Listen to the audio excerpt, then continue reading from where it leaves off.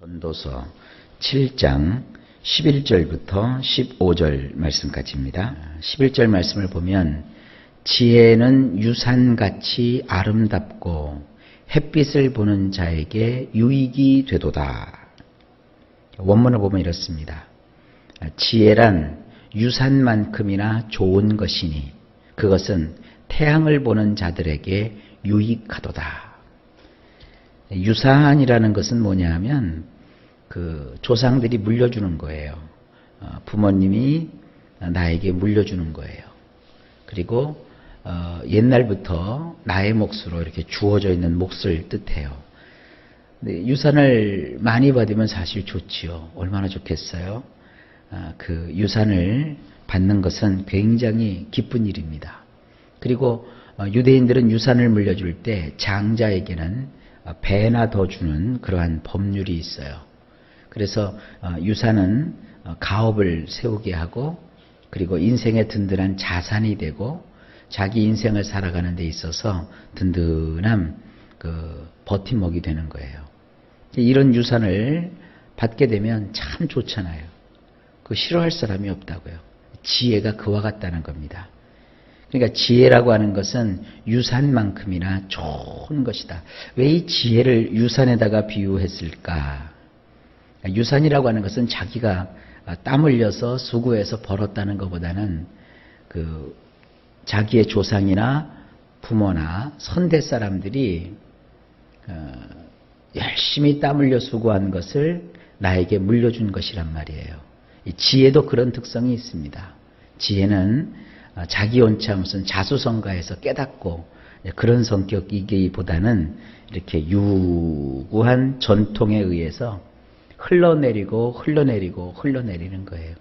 그래서 그런 그 선현들의 가르침, 옛사람들의 어떠한 교훈과 그 옛사람들의 어떠한 깨달음, 그런 것을 통해서 또 많은 그 지혜를 가지게도 되는 겁니다. 하나님께서는 그와 같은 방법을 통해서 우리에게 주시고자 하시는 그런 지혜를 우리에게도 주시는 거예요.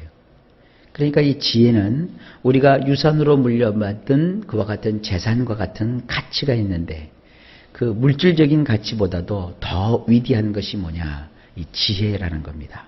그러니까 지혜라는 것은 이렇게 좋은 것이다. 왜 좋은 것이냐? 그것은 태양을 보는 자들에게 유익하다. 이 태양을 보는 자들이라는 건 뭐냐면 살아있는 자. 태양 아래서 우리가 모든 걸 행하잖아요. 그러니까 태양을 본다는 것은 생명을 가진 자, 삶을 살아가는 자, 땀을 흘리면서 일하는 자, 이런 사람에게 굉장한 유익이 된다. 이게 지혜입니다. 12절입니다. 지혜의 그늘 아래에 있음은 돈의 그늘 아래에 있음과 같으나 지혜에 관한 지식이 더 유익함은 지혜가 그 지혜 있는 자를 살리기 때문이니라. 원문은 이렇습니다. 실로 돈이 그늘이 되어 주듯이 지혜도 그늘이 되어 주느니라. 지혜로 인하여 얻은 지식이 유익한 것은 그것이 그것을 소유한 자들을 살만나게 살게 해주기 때문이니라. 이 전도서가 참 탁월한 점이 뭐냐면 우리가 자칫 잘못 생각하면 예수를 잘 믿는 것은 세상 줄을 다 끊어내치고 세상 것을 가지지 않고 무슨 선인이나 도인이 되어가지고 산속 깊숙한 곳에 들어가 운둔하고 사는 것, 세상 어떤 그 때를 묻히지 않고 사는 것, 이렇게 생각할 수가 있어요. 근데 그것은 잘못된 생각이에요. 이 전도자는요, 세상 경험을 참 많이 했어요. 그가 억지로 뭐 했다 그것이기보다는 창조주이신 하나님께서 그 코엘레트라고 하는 전도자가 다양한 것을 경험하게 했어요. 그래서 이 전도서를 보게 되면 세상 일을 그렇게 멀리 하거나 세상은 필요 없다 그렇게 얘기하고 있지 않아요. 세상에 필요한 것들을 나열을 해요. 그러나 그것이 가지는 그 가치는 하나님께서 주시는 이 내면의 가치, 신앙의 가치에 훨씬 미치지 못한다. 이런 논법을 따르고 있어요. 11절에 보면 부모가 잘 삶을 살아서 많은 그 유산을 물려줄 수 있는 거, 이것도 세상을 살아가는 또 하나의 보람된 모습이에요. 아무것도 없이 자식들한테 뭐 알거지처럼 물려주지도 않고 하는 것보다는 많은 유산을 남길 수 있다는 것은 인생의 또 하나의 행복이죠. 그러나 그 물려줘야 될 많은 유산과 재산보다도 더 좋은 것이 지혜를 물려주는 것이라고 했고요. 12절에서는요, 돈에 대한 이야기가 나와요. 돈이 어떤 인생을 사는데 그늘이 든단 말이에요. 돈은요, 아주 필요한 거예요. 더군다나 이 과거도 아니고 지금과 같이 자본주의 사회, 물질이 모든 것을 말해주는 그런 물질 만능주의 사회에서 나는 하나님을 믿기 때문에 돈 따위는 필요 없어, 이런 식의 가치관을 가르치고 있지 않아요. 돈은 우리 인생의 그늘이 되어주는 것, 틀림없는 사실이에요. 그러나 돈의 그늘보다 더 놀라운 그늘이 있는데 그것이 뭐냐? 지혜라는 거예요. 지혜도 역시 돈보다도 더 대단한 그늘이 되어주는 거예요. 그러니까 두 가지를 가져야 되는 겁니다. 돈도 있어야 되고 또 한 가지는 지혜도 있어야 되는데, 두 가지의 비중을 따지면 어느 것이 더 나은 것이냐? 지혜가 더 낫다는 것이에요. 잘 기억하셔야 돼요. 지혜는 대단한 것이고 돈은 하찮은 것이다. 그러니까 나는 돈은 아예 쳐다도 안 보고 지혜만 가지겠다. 그게 아니에요. 돈도 필요하고 지혜도 필요한 것이고, 돈도 좋은 것이고 지혜도 좋은 것인데 어느 것이 더 좋은 것이냐? 지혜가 더 좋은 것이다. 아시겠죠? 왜냐하면 지혜로 말미암아 얻은 지식이 유익하대요. 사람이 지혜를 가지게 되면 자연히 그 지혜를 통해서 얻게 되는 어떠한 삶의 지식이 있어요. 정보가 있어요. 그것이 유익한 것은 그것을 소유한 자들을 살만 나게 살게 해주기 때문이래요. 돈만 있고 지혜가 없는 사람은 돈은 많으나 인생을 살만 나는 기쁨을 가지고 살지를 못해요. 그러나 지혜를 가지게 되면 그 지혜를 가진 사람은 가지고 있는 돈과 더불어 인생을 살만 나게 살 수 있어요. 참 보람되게 살 수 있어요. 저는 우리 모든 성도님들이 이런 삶을 살아 누릴 수 있기를 주의 이름으로 축복합니다. 돈도 가지고 또 더 위대한 지혜도 가져서 정말 그 지혜로 말미암아 얻게 되는 각종 이 세상의 정보, 신앙의 정보, 하여간 우리가 가질 수 있는 여러 가지 지식을 얻게 되어서 살만 나는 삶을 살게 되시기를 바랍니다. 그 다음에 13절입니다. 하나님께서 행하시는 일을 보라. 하나님께서 굽게 하신 것을 누가 능히 곧게 하겠느냐. 원문은 이렇습니다. 엘로힘께서 하시는 일을 살펴보아라. 실로 그분이 뒤틀어 놓으신 것을 누가 똑바로 펼 수 있는 자가 있었더냐. 그렇죠. 이런 모든 그 인생에 있어서 인생을 주도하시고 주관하시는 분은 엘로힘, 우리의 하나님이시라는 거예요. 그분께서 뒤틀어 놓은 것을 아무도 바로잡을 수가 없는 거예요. 하나님께서 모든 것을 가지고 행하신다는 겁니다. 자, 14절을 보실까요? 형통한 날에는 기뻐하고 곤고한 날에는 되돌아보거라. 이 두 가지를 하나님이 병행하게 하사 사람이 그의 장래일을 능히 헤아려 알지 못하게 하셨느니라. 원문을 보면 이렇습니다. 행복한 날에는 행복해하고 나쁜 날에는 점검해 보아라.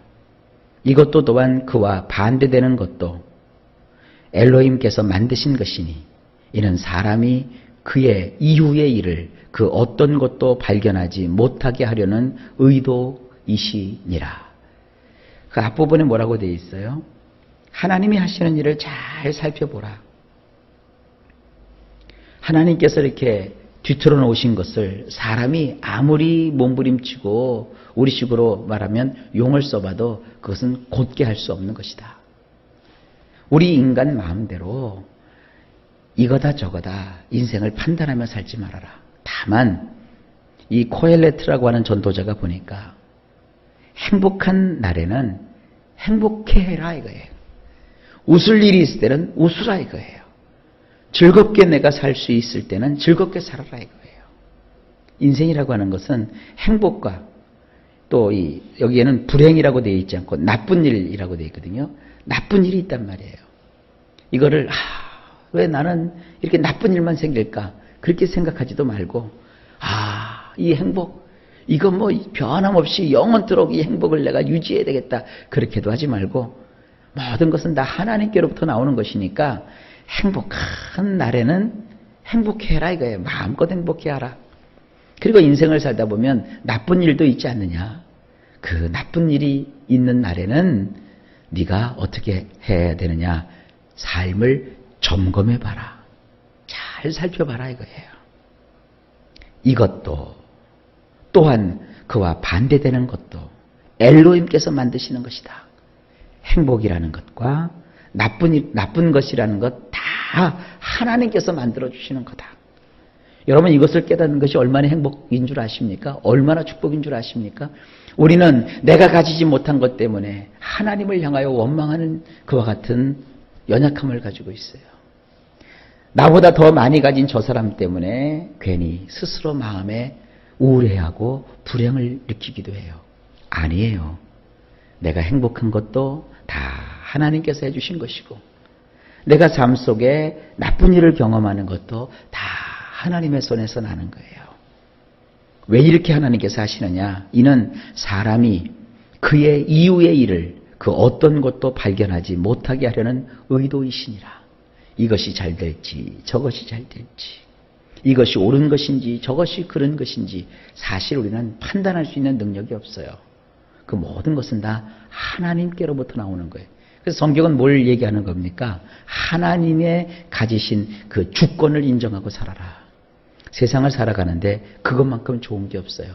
행복도 또 나쁜 것도 다 하나님께서 이루시는 것임을 알고 하나님만 의지하시고 그분 앞에서 늘 감사하고 주님만 바라보시는 우리 모두 되시기를 예수님의 이름으로 간절히 축복합니다. 자, 마지막으로 15절입니다. 내 허무한 날을 사는 동안 내가 그 모든 일을 살펴보았더니 자기의 의로움에도 불구하고 멸망하는 의인이 있고 자기의 악행에도 불구하고 장수하는 악인이 있으니 14절과 계속되는 연결되는 말씀입니다. 원문을 보면 이렇습니다. 그 해벨한 날들의 그 모든 일에 대하여 내가 살펴보니 의로운 자임에도 불구하고 멸망하는 의인이 있고 나쁜 자임에도 불구하고 오래가는 악인이 있도다. 우리 인생이라고 하는 것 자체가 해벨이에요. 해벨. 이 해벨이라는 말을 오늘 우리 성경에서는 허무하다라고 이렇게 번역을 했죠. 또 헛되다라고도 번역을 하죠. 해벨이라는 말 자체는 헛되고 허무하고 의미가 없고 가치가 없고 뭐 그런 것이죠. 이런 그 해벨한 날들에 이러한 그 해벨한 인생을 내가 살고 있지 않느냐. 모든 것이 다 허무한 의미가 없는 이런 세상살이를 내가 하면서 그 모든 일어나는 일들을 하나씩 하나씩 자세하게 내가 살펴보니까 어떤 사람이 있는데 참 의로워요. 사람이 참 의로운데 우리가 생각할 때는 의로운 사람이 잘 돼야 되잖아요. 근데도 불구하고 멸망을 당해요. 의인인데도 그런 일이 있고요. 저 사람은 참 나쁜 사람이에요. 못된 짓도 많이 하고 엄청난 잘못을 저지르는 사람인데도 불구하고 오래 가요. 금방 망할 것 같은데 오래 가요. 여러분, 우리가 세상을 향하여서 이렇게 얘기하실 필요 없어요. 이 세상 악하다. 아유, 저는 천벌 받을 놈. 그런 말도 할 필요 없어요. 천벌은 하나님이 내리지 내가 내려요? 저 악한 사람, 저 사람 하나님이 계시다면 저런 사람을 내버려 두냐? 그렇게도 하지 말아요.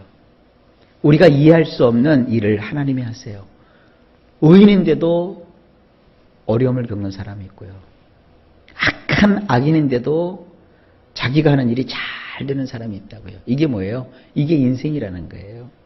세상을 향해서 너무 우리 자신만의 그 좁은 잣대를 가지고 막 재지 마세요.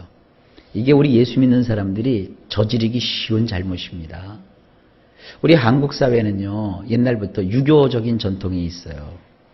근데 어떤 사람이 이 통계를 내봤대요. 교회를 안 다니고 유교적인 정신을 가지고 살아가는 사람이요, 요즘 도덕적으로 훨씬 월등하대요. 이 얼마나 가슴 칠 일입니까?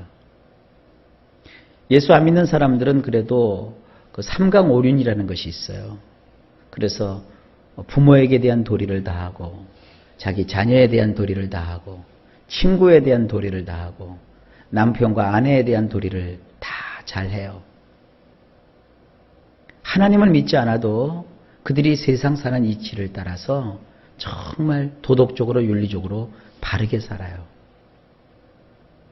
근데 예수 믿는 사람들은 말이죠, 너무 하나님의 말씀에 취해 있다고 해야 될까요? 너무 알기는 많이 알아요. 그러나 그냥 자기가 해야 될 것도 다 하나님한테만 밀어버리고, 다 그냥 이 세상은 더럽고 다 지옥 가고, 이분법이거든요. 자기들은 이제 하나님의 은혜로 성령으로 거룩해졌고 깨끗하다고 해서 자기가 해야 될 도리를 안 해요. 예를 들어서 집안에 어떤 중요한 일이 있어요. 그런데 내가 예수 믿는다는 이유로 뭐라고 그래요? 나는 예수를 믿기 때문에, 나는 교회를 가야 되기 때문에, 나는 하나님께 영광을 돌려야 되기 때문에 그런 집안일 따위는 내가 돌아보지 않을 거야. 물론 신앙적으로 보면 그게 옳을 수 있어요. 그런데 그 사람의 그런 행동으로 인해서 어떤 일이 벌어져요? 가정 안에서는요, 야, 저 예수 믿더니 저 인간들이도 못하고 저게 뭐냐? 이렇게 자꾸 얘기해요. 어떤 분이 제 이 설교를 듣고 저한테 뭐라고 할 수도 있어요. 그렇게 생각하는 사람은 오늘 이 전도서 요 본문 7장 15절 말씀을 다시 한번 깊이 들여다보십시오. 그리고 나서는 자기 신앙이 최고고, 자기가 믿는 하나님이 최고고, 자기가 살아가는 그 인생이 최고라고 생각해서 다른 사람은 다 정죄해버려요. 그렇게 사시면 안 됩니다. 우리가 신앙에 어떤 법도가 있죠. 신앙의 테두리가 있다고요. 자, 예를 들어서 내가 서울에 있다가 어떤 집안의 일이 있어서 저기 멀리 다른 지방으로 주일날인데 가야 될 일이 있어요. 제가 그런 사람도 봤다니까요. 가족들 모임에 왔어요. 그 가족들이 거기서 교회를 다 다녀요. 근데 굳이 토요일날 밤에 거기서 가족들이 다 함께 좀 있고 싶어 하는데, 내 교회 가야 된다고 해갖고 토요일날 밤에 굳이 서울로 올라가요. 어려서 그 동네 교회에서 신앙생활 한 놈이 굳이 올라가서 가족들을 서운하게 해요. 그러고보다는 모처럼 오랜만에 가족들과 더불어 어렸을 때 자기가 다녔던 그 교회에 출석할 수 있잖아요. 근데 이상하게 지금 이 한국의 교회들은요, 하여간 뭐 이상해요. 내가 뭐 그것까지 얘기할 건 없겠지만 아닙니다. 우리는 어디를 가든지 하나님이 계시잖아요. 그 교회에서 예배를 드리고 같이 기억하고 또 하나님께 영광을 돌리면 되잖아요. 그러면서 이 세상의 잘못에 대해서도 때로는 우리가 마음 편안하게 이렇게 넘어갈 수도 있는데, 예수 믿는 사람들 너무 이 세상과 지금 충돌하고 있어요. 이것이 결코 좋은 것은 아닙니다. 새벽이니까 더 깊은 얘기는 안 드리고요. 나쁜 것도 또 좋은 것도 다 하나님에게서 나온 거예요. 그러니까 여러분들 인생을 마음을 좀 풀어놓으세요. 그래서 주님의 뜻을 잘 이루시는 그런 삶을 살아가시기를 바랍니다. 자, 오늘도 하나님께서 여러분을 도우셔서 일마다 때마다 평강을 주시고 범사에 형통한 역사가 있기를 예수님의 이름으로 간절히 축복합니다.